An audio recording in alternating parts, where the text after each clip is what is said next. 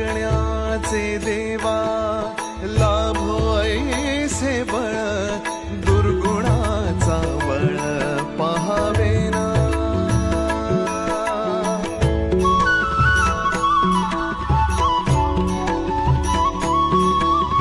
तुझ्या दारी दावी पांडुरंगी तळ, उन्मादाचा मळ झाकवेना. विठ्ठलाची आस वाढावी सरळ, विषाचे गरळ टाकवे.